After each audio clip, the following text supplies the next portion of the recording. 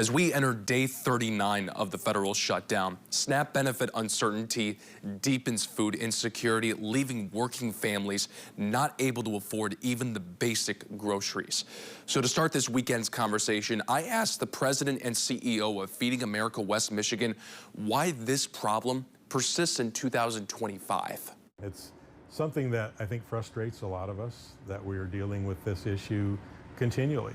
I mean, even prior to the shutdown, okay, the government shut down. When I compare to 2021 as an example, which was kind of like a year after the pandemic, and we were kind of at pre-pandemic need levels, and I compare to where we are today, we have increased over 70% in terms of number of people, the number of times people are coming for help.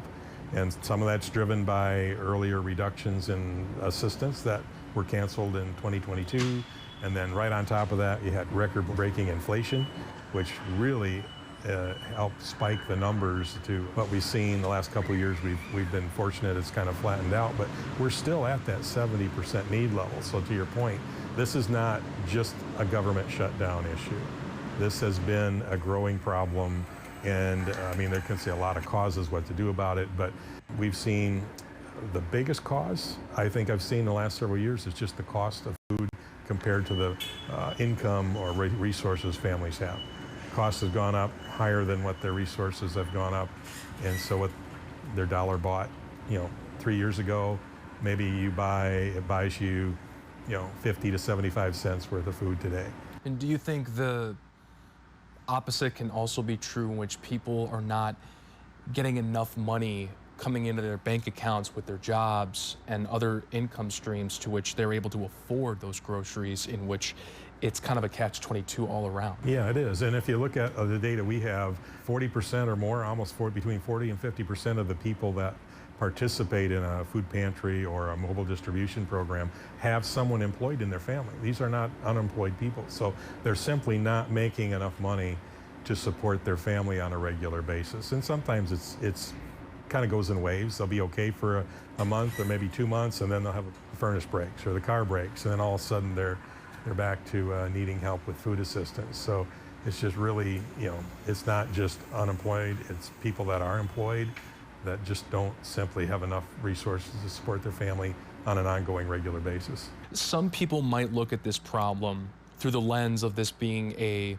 fiscal, financial problem or a political problem. How much of a moral problem do you think that this is, especially since we're talking about people who are just struggling to feed their kids, feed their families, and that there's a huge element of compassion?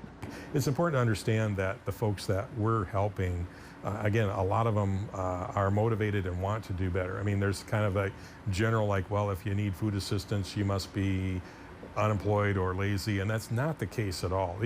The folks that I know personally, that I talk to, that come for help, are people that deeply are committed to their family. They want to do more. They're working hard, some working 1, 2, or even 3 jobs to try to make ends meet. These are motivated people that want to do the right thing, and they're doing it.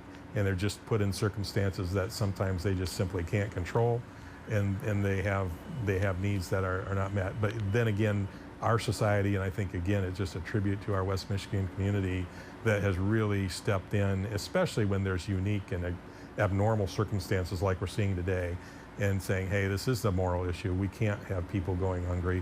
And it's not just because they're not willing to work or doing something. It's because we want to help, and we believe that every person here should have enough food to eat. Our thanks to Ken Estelle for his time.